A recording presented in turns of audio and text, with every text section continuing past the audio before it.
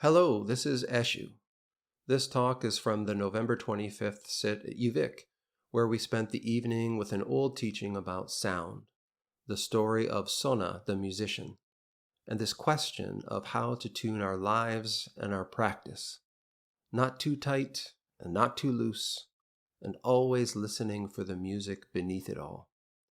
If you'd like to go deeper into this return to teaching, the choices around form, the challenges, the vulnerable bits behind the scenes, I'm sharing more about that over on my Patreon at the Red Mountain Way. You'll find extra reflections, companion pieces, and the ongoing story of rebuilding this path of practice in real time. That's at patreon.com/redmountainway. And now, here's the talk. At the beginning, when I was doing the territory acknowledgement, one of the things that I said, one of the things that came out of me was, listen. Listen to the land. So tonight I want to talk a little bit about sound.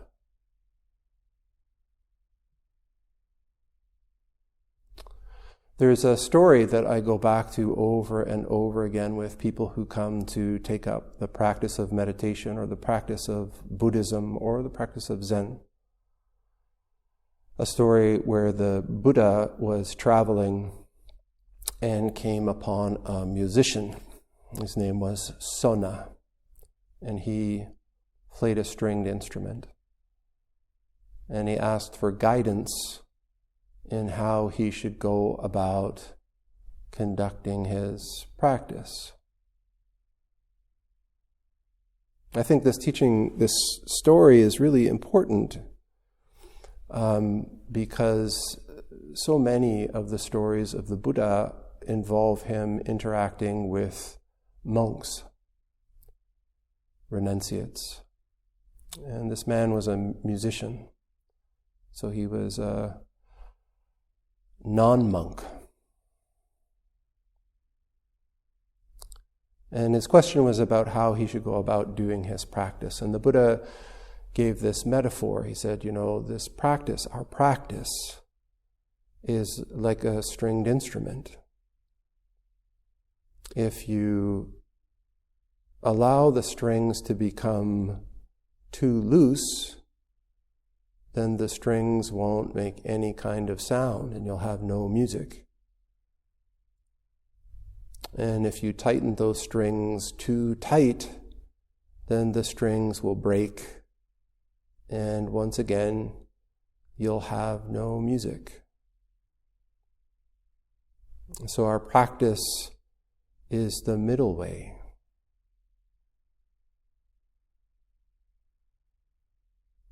So I think a lot of people, when they hear this story and they relate it to their practice, there's always this question of, what does it mean to not be too tight, not be too loose? It's kind of like the three bears of practice, I think. Goldilocks, be Goldilocks, just right.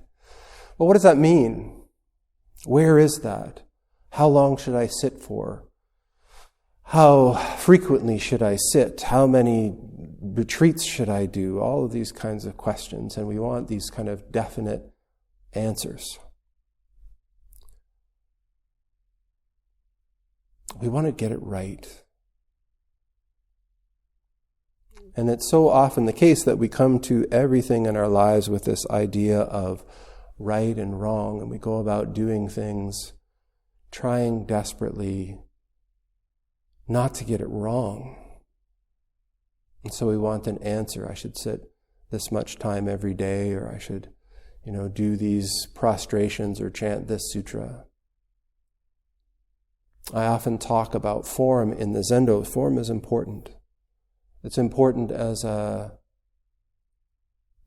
method for us to find our footing in practice, for us to hear the music.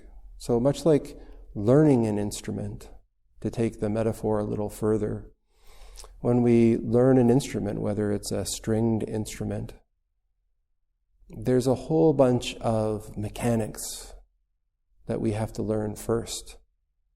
How to tune the strings. And tuning strings, if you've ever played a stringed instrument, it's not just something you do once. The strings, the whole instrument is affected by innumerable variables. Temperature, humidity, the kind of materials that the wood or the instrument is made of, the strings, what kind of material those are. And beyond that, the sound of the instrument is affected by the body of the player. How tense they are, how relaxed they are. When we start learning the instrument, we have to develop calluses on our fingers so that we can depress the strings. We have to start learning how to make the notes. We have to learn the scales. We have to learn the structure. And all of this takes place really before anything that we can really call music shows up.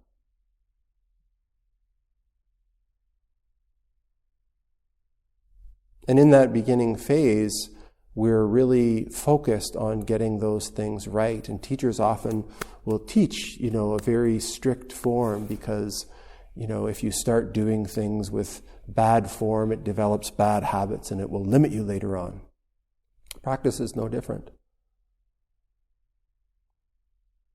But one of the things that I see over and over again is that somewhere in that, the understanding or the connection with the music that's there the whole time, waiting in the instrument, waiting in the body,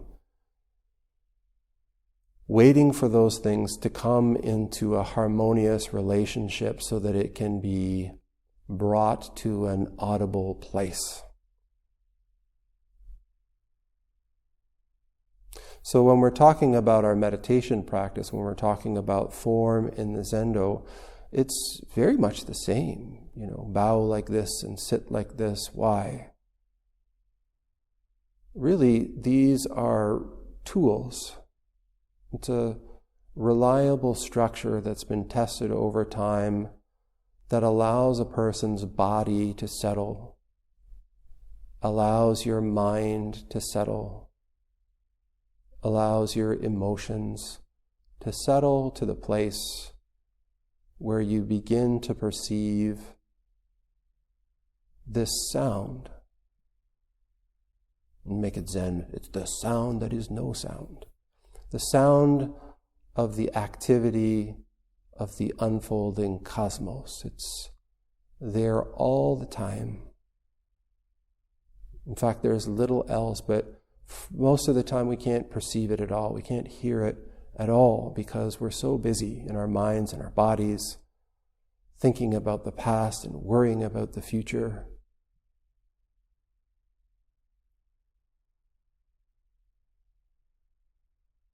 And so in the beginning of practice, I really want to encourage people to pay attention to the form. You're learning to play an instrument, the instrument of your body, the instrument of your life. If you pay close attention to this, in less time than you think, you'll begin to notice, you'll begin to hear this fundamental activity.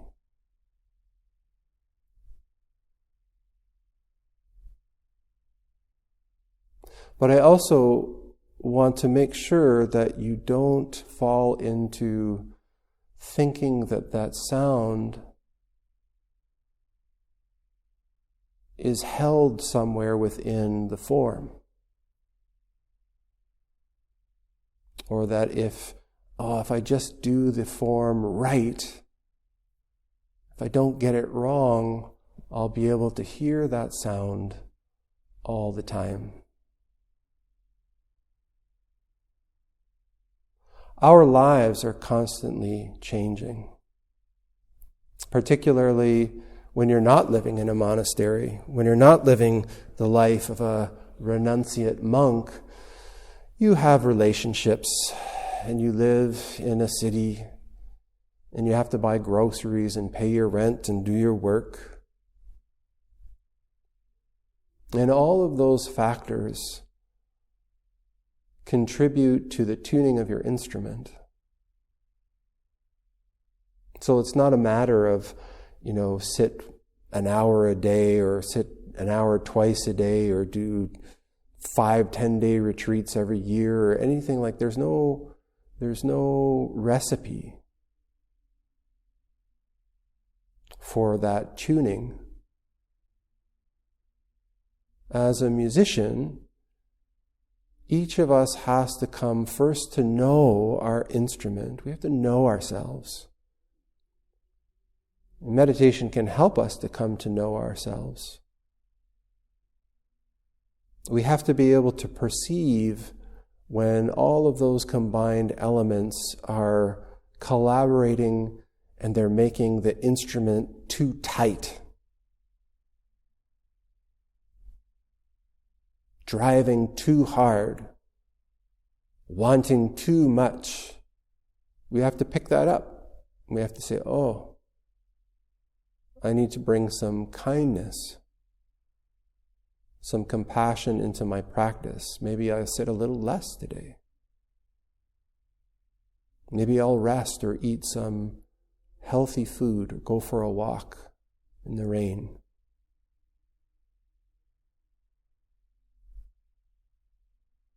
And sometimes we can come to a place where we're really just kind of hanging out. And the strings are getting too loose. Maybe we're watching too many back-to-back episodes of Netflix or something. And we have to catch that too. Oh, it sounds a little out of tune. Okay, I need to step into that. I need to step in to bring those strings, that instrument, into tune again.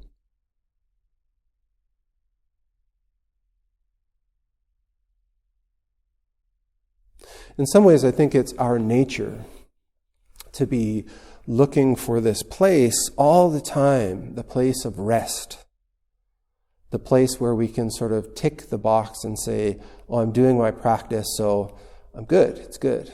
I just sit 30 minutes a day, or I just do this practice once a week or whatever, and I sort of check the box and I'm a good person, I'm a good Buddhist, I'm a good meditator, I'm a good practitioner. And we do this all the time. We do this with our work. What are the boxes that I need to check so that at the end of the day I can say I'm a good employee?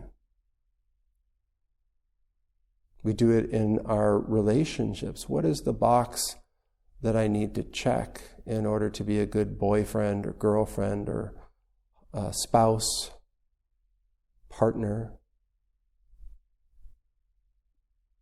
We're looking for that box to check, and what happens when we feel that we've checked that box is we kind of tune out.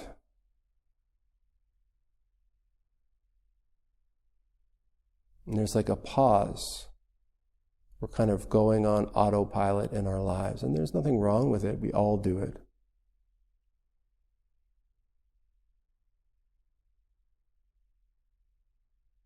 And the same goes with our spiritual practice, the practice of the Dharma.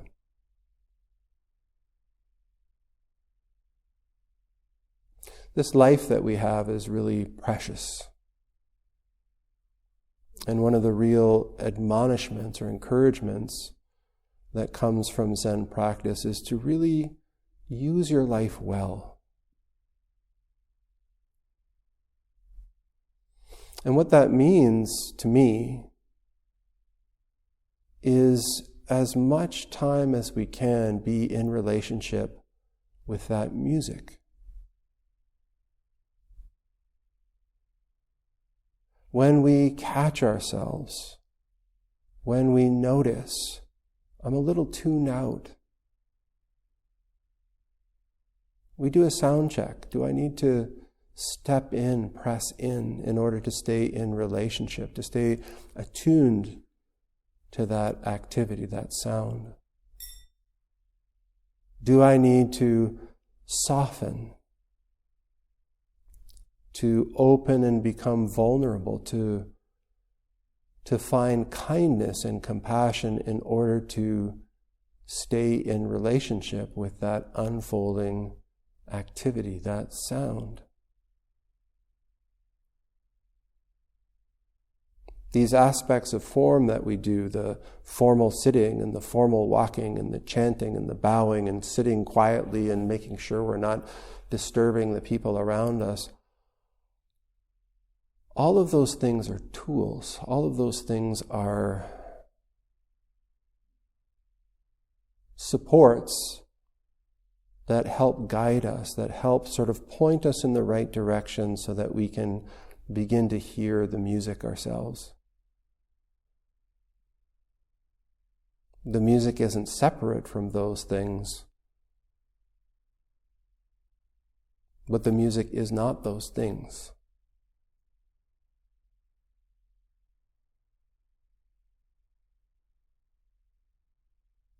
So I suppose the bell's gone. I've got to wrap this up. I could probably go on for another hour about this, but I really want to invite you, each and every one of you,